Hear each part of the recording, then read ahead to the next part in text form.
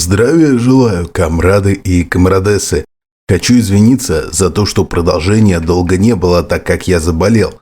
Но сейчас уже все в порядке, и сегодня я продолжу рассказывать об истории одной из моих самых любимых франшиз Devil May Cry. Заставонька.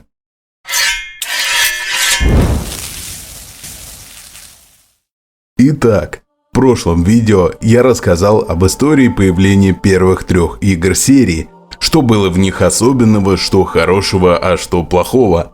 Но консольный рынок, как и время, не стоит на месте, и сарсомовцы задумались о выпуске новой части серии на приставках уже 7-го поколения, так как PS2 морально к этому времени устарела. Впервые о разработке игры стало известно в марте 2007 года, а выход игры состоялся 31 января 2008.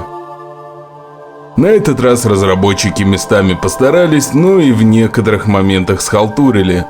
Игра начинается за нового персонажа по имени Нера, и управление за него довольно сильно отличается от того, что нам доводилось видеть раньше. В бою Нера использует только один пистолет. Это связано с тем, что одна его рука демоническая. Непосредственно руку, чтобы притягивать к себе мелких врагов и притягиваться самому к крупным, а также бить их этой рукой. И меч на моторной тяге.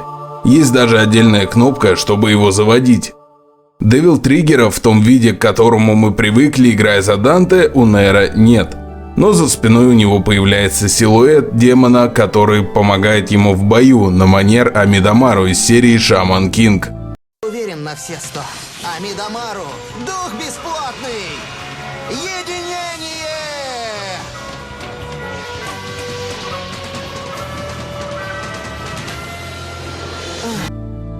Также на локациях появились новые элементы платформинга.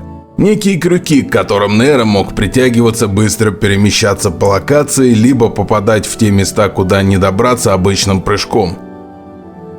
Внешне новый герой смахивает на Вёрджила, опять же из-за своего синего плаща, а по характеру больше похож на Данте.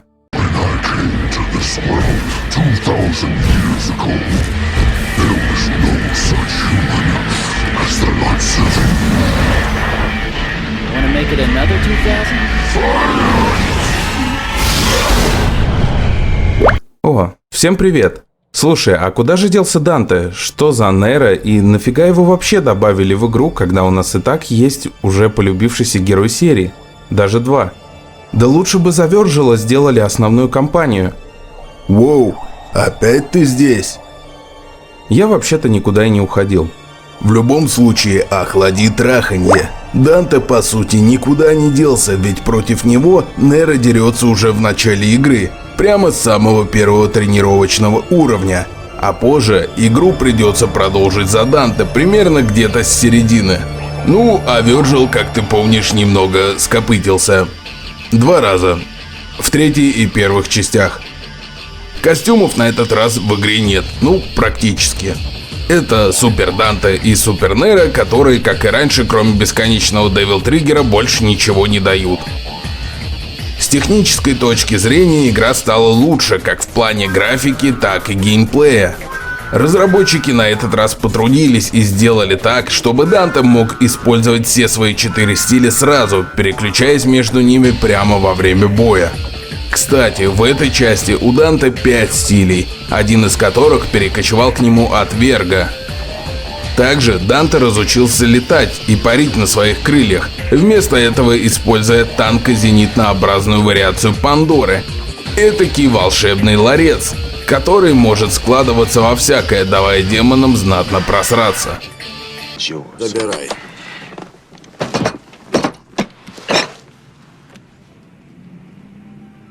Открой.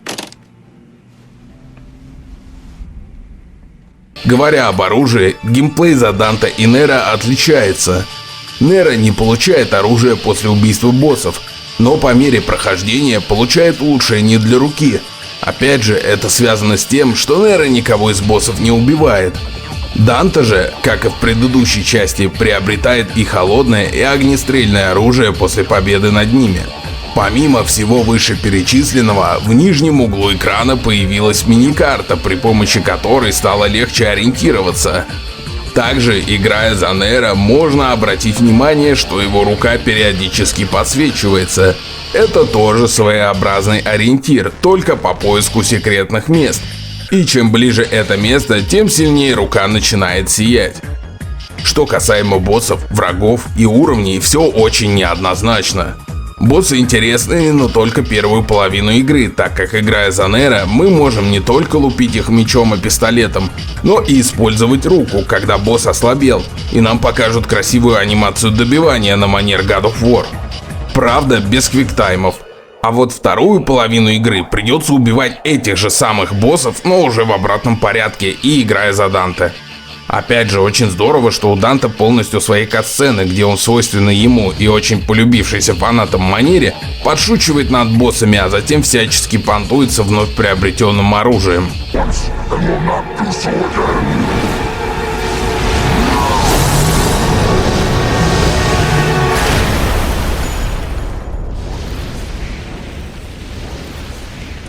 That's a letdown. I was hoping for a bit more than just a few sparks.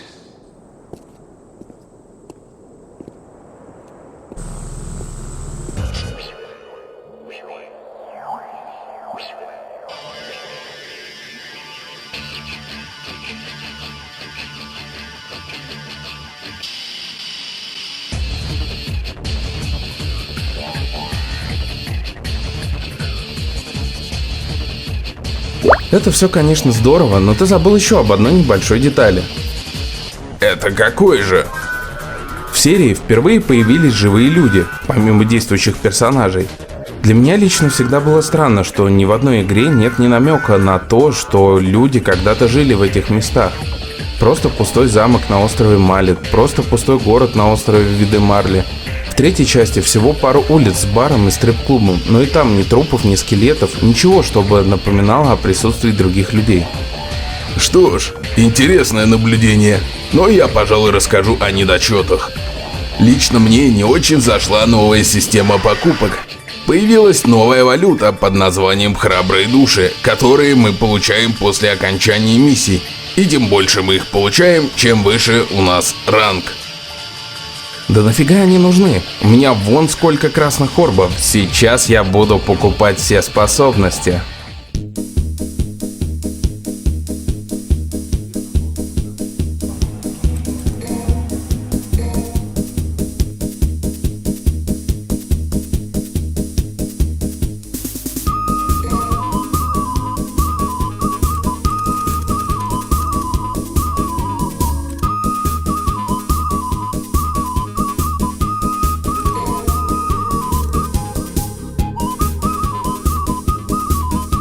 Ага.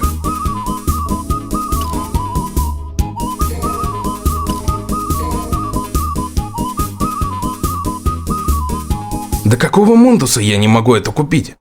А это все новая система. За орбы мы можем покупать только предметы в магазине. А вот чтобы приобрести новые способности, надо тратить именно души.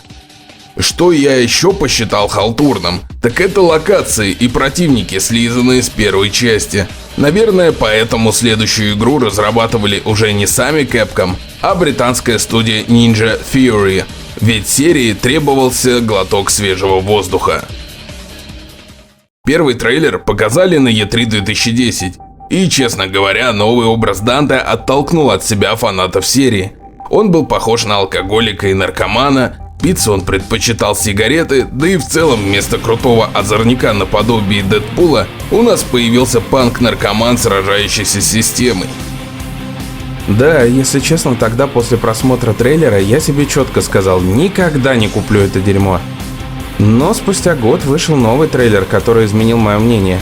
На сей раз Данте бросил пагубную привычку, состриг свою дурацкую эмо-челку и немного оброс мышцами. Также было продемонстрировано немного геймплея, который оказался довольно динамичным. И действительно, разработчики не обманули, ведь скорость у игры стала еще выше, чем у четвертой части. А в конце трейлера появилась дата релиза – 15 января 2013 года. И правда, когда я купил игру, я был очень приятно удивлен. Во-первых, что сразу бросилось в глаза, а точнее в уши, так это музыка группы Комби Крист, которую я в то время слушал. А во-вторых, это новая концепция. Теперь люди и демоны живут в разных измерениях, которые зависят друг от друга. То есть, если что-то меняется в потустороннем мире, оно также оказывает влияние и на мир людей. Лимбо — так называется тот мир, где Данте сражается с демоническими созданиями, и переход из одного измерения в другое является плавным и ни на что из предыдущих частей не похожим. Зато нечто подобное было в первом томе новеллы, когда Гилвер и Тони Редгрейв скрестили мечи в подвальчике Бобби. Это бар, в котором Данте...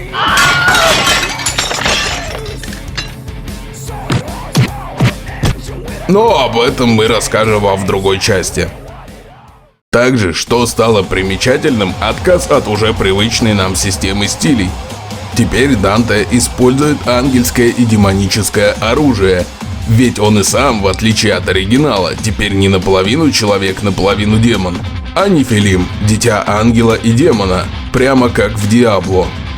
Кстати, Спарда в этой игре не мертв, а куда-то изгнан за свое предательство. Devil Trigger тоже изменился. Теперь Данте вообще не превращается в демона. При нажатии кнопки все вокруг становится серым, все противники подлетают в воздух, плащ Данте окрашивается в красный цвет, а волосы становятся седыми. В это время демонические создания не могут даже пошевелиться, а вот Данте либо притягивает их, либо наоборот сам подлетает к ним и лупит их, как какие-нибудь пиньяты.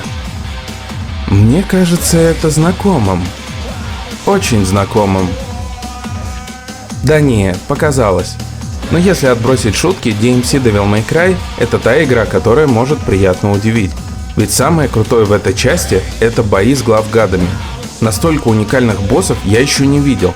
Хоть их и немного, но разработчики подошли основательно к созданию каждого черта. Че ты их прям так расхваливаешь? Что, прямо даже всех запомнил? Ты не поверишь, но да. Первый — охотник. По сути, обычный огромный и тупой урод. Но мне он запомнился по механике отбивания. Сейчас поясню. У босса есть фаза, при которой он покрывает всю зону видимости темным туманом и пускает в тебя какой-то крутящийся снаряд. Если отбить мечом этот снаряд, то он прилетит обратно в охотника и нанесет ему урон и застанет. А мы тем временем в лице Данте можем ему изрядно навалять. Второй — это Суккубша. Честно говоря, она по большей части запомнилась тем, что больше похожа на чумной бубон, нежели на сексапильную демонессу, которая очаровывает мужчин. Но и с ней есть интересная механика. Так как Суккубша подвешена в воздухе при помощи труб, надо скакать вокруг нее по платформам и отрывать эти трубы, чтобы она упала вниз и ее перерубило огромным винтом. Третий — Боб Барбас, ведущий новостей и по совместительству надзиратель в тюрьме Лимбо. Он вообще, наверное, самый запоминающийся босс, так как драться с ним приходится прямо внутри новостного выпуска. Причем не в студии, где эти новости снимают, а прямо внутри новостного выпуска. Я даже комментировать не буду, просто глянь.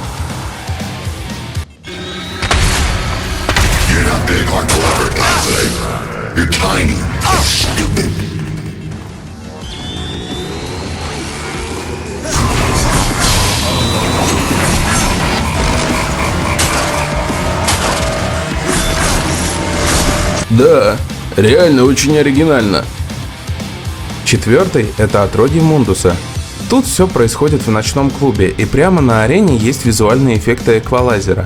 Плюс, чтобы его победить, надо бить не только самого новорожденного, но и его мать, с которой они соединены. Пятый — сам Мундус, который превращается в великана, состоящий из говна и палок, буквально. Честно говоря, мне он больше запомнился по своему человеческому обличию, потому как внешне напомнил мне актера и бойца Рэнди Кутюра. Кстати, можете написать в комментариях актерский состав DMC Devil May Cry. Мне было бы интересно узнать, кто кого сыграл и озвучил. Ну и последний — это Virgil. С ним бой запомнился тем, что он научился использовать стиль Доппельгангер. Но в данной игре это у него так выглядит Devil Trigger. Да ты прям фанат этой части. Но не могу не согласиться, что боссы и правда очень оригинальные. Костюмами в этот раз не обделили. Помимо основного костюма и его вариации с седыми волосами, Появились костюмы из 3-й и 1-й частей, так называемый темный Данте, который по сути является еще одной вариацией стандартного костюма, и Нео Данте, впервые появившийся в серии. В целом, получилось все очень даже неплохо, однако фанаты разделились на два лагеря. Первые продолжали топить за то, что DMC Devil May Cry не канон, и Данте не седой, и стиля нет, и акробатики нет, и вообще.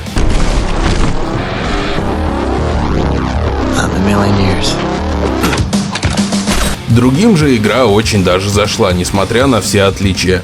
Свежая концепция вдохнула новую жизнь в серию, и благодаря выросшей популярности разработчики выкатили дополнение про Вёрджила. Причем это был не очередной Special Edition, а полноценное дополнение со своими катсценами и сюжетом, жаль только что коротенькое. Однако геймерское сообщество воспрянуло, так как ожидалось, что после подобного DLC разработчики могли бы создать отдельную игру о похождениях Верга. По крайней мере, этого ждали фанаты. Но спустя энное количество времени появился Special Edition 4-й части, в котором нам раскрылось происхождение Нера. Но опять же, это тема для отдельного ролика. И вот спустя еще несколько лет на платформах 8-го поколения выходит своя, на этот раз уже 5-я номерная часть. На сей раз под наше управление попадают уже 4 героя. Я бы сказал даже 3,5. Это еще почему? Так, все, кто не проходил игру, закройте уши. Потому что Ви — это часть Вёрджила, его человеческая часть. Ну, в какой-то степени ты прав. Но не суть. Разрабы вновь попытались нас удивить новыми фишками, и в какой-то степени у них это получилось. Во-первых, игру сделали на уже полюбившемся нам по 7-й, 8-й, а также ремейкам 2-й и 3-й частей Resident Evil. Во-вторых, теперь, играя за Данте, нам доступны все виды оружия сразу, не надо переходить к статуям или заходить в режим кастомизации между миссиями.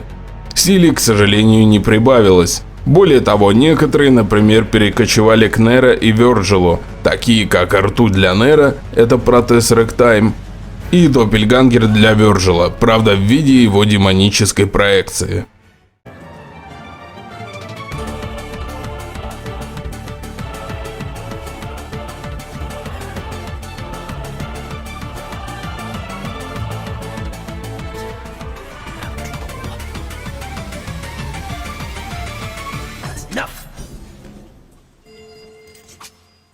Касаемо геймплея за Нера, так как он остался без руки, теперь он использует высокотехнологичные протезы, которые крафтит для него Ника. Оружейных дел мастер и по совместительству внучка Нелл Гольдштейн, которая в свою очередь сделала пистолеты Эбони и Айвори для Данте. Единственный минус, как по мне, это то, что Нера не может переключаться между своими протезами. Почему не может? Может, но только один раз. И правда, к сожалению, после смены протеза на следующий, предыдущий взрывается и больше его использовать нельзя. Поэтому в течение миссии приходится пользоваться божественными статуями, чтобы пополнить запас протезов, а также расположить их в удобном для себя порядке. Последний герой, Ви, загадочный тип, который в общем-то и нанял Данте для борьбы с Уризаном, новым владыкой демонов. Геймплей за него больше напоминает симулятор дирижера, так как Ви сам по себе слаб, но управляет 3 демонами, которые нам знакомы еще по первой игре. Первый, Грифон, который был боссом в первой DMC, так же как и его предшественник, стреляет красными молниями и сферами и отвечает за дальние атаки.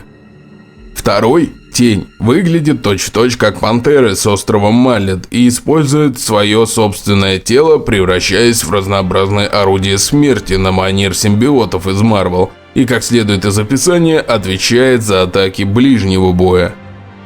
Третий – это Кошмар. При нажатии кнопки, отвечающей за Devil Trigger, прилетает с неба на огромной скорости, врезаясь в противника прямо как Инфернал у Варлока из World of Warcraft. После чего начинает вести себя самостоятельно, нанося как ближний, так и дальний урон. Однако его можно использовать более точно, если Ви залезет ему на спину. Стоп, ну и где ты видел Кошмара в первой части? Я вот совсем недавно проходил игру и что-то не припомню там големоподобного монстра. Так правильно. Помнишь ту амебу, с которой надо было сражаться несколько раз? Она еще лазерами стреляла, и из спины у нее шар вылезал, по которому надо было долбить. Ну, она еще была в том же зале, где первый раз с фантомом встречаешься. Ну, помню. Так вот, этот сгусток говна и палок и есть кошмар. Просто в 5-й части разрабы решили его немного видоизменить. Да и по лору он сам может менять свой вид и размер. Что касается Devil Trigger, теперь у всех он разный. Даже кнопка, отвечающая за его применение, на каждом герое своя. Как я описал чуть выше, у Ви это прилетающий из космоса голем. У Данте, помимо основной формы, которая никак не изменилась после 4-й части, появилась форма демона греха, которая чем-то похожа на видоизмененную форму Маджини, о которой я говорил в первой части видео. Ссылка сами знаете где. У Вёрджила шкала Devil Trigger теперь отвечает за использование проджектайлов и доппельгангера, а отдельная шкала отвечает за использование демона греха. И последний, Нера, теперь может использовать полноценный Devil Trigger, но правда только после прохождения игры хотя бы один раз. По поводу врагов и локаций, теперь видно, что это не просто какие-то декорации, а это был реальный город с живыми людьми, который опустошил Уризен при помощи своих демонов, а также дерева Клипот. Враги местами вторичны, так как являются копиями демонов из предыдущих частей, а местами являются смесью двух демонов, все из тех же предыдущих частей. Боссы также местами новые и необычные, а местами вторичные. Например, Цербера скопипастили из 3-й части, объяснив это тем, что тот был лишь одним из целой стаи Церберов. Мальфас мне напомнил о Троде Мундусе из DMC Devil May Cry. Старший рыцарь Гериона – это вообще кавальере Анджело, только на коне. По сути, кроме Уризена, кавальере Анджело и Артемиды, больше из боссов никто не запоминается.